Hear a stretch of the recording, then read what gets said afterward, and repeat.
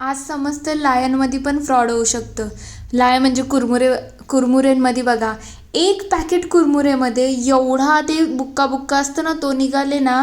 मी विचार करता बाबा काय आहे, एक पाकिटामध्ये अर्धा डब्बा पण भरला नाही एवढा कुरमुरे निघाले तो. आणि याचा तूस बघा ना किती आहे बाबा.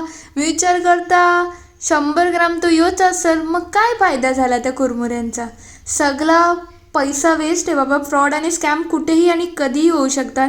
मीनवाल माझा स्वतःच्याच बरोबर टाईमपास चालला होता. काय करेल काय अंदाज नसता माझा पण. इकडे मुलांनी घेतलेली शेकोटी पेटवाला आणि यांच्या लोकांची खूप मस्त मस्ती चाललेली, गप्पा रंगलेल्या सगळ्यांच्या. आणि मी वरून यांचा सगळं ऐकून एन्जॉय करत होती. इकडे काहीतरी आय गेस गुरुवार होते हे. आणि यांनी सगळ्यांनी रांगोळ्या काढलेल्या. नंतर माऊसुद्धा आली शेकोटी करायला आणि मलाच आवाज देतात आणि मला सांगतात की रेकॉर्ड करा, आम्ही बघ काय करतोय. भाऊ बहीण मिळून त्यांचं काहीतरी चाललेलं.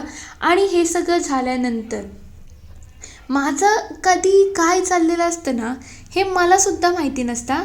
म्हणजे मला ना जॅकेट तो घालून घालून ना टोचायला लागला. इथूनच काढण्याची सुरुवात झाली, इथूनच. मग मी तो जॅकेट काढला आणि जी लाईन होती ना तिला मी कापण्यावरती आली का चला बाबा थोडंसं कापूया, बघू काय वाटतं आपल्याला.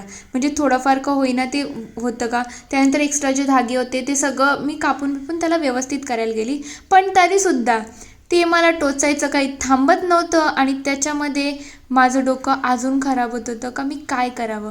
मग स्वतःलाच पेंग्विन बनवलं आणि स्वतःहूनच टाईमपास सुरू केला. भेटूया नेक्स्ट ब्लॉगला.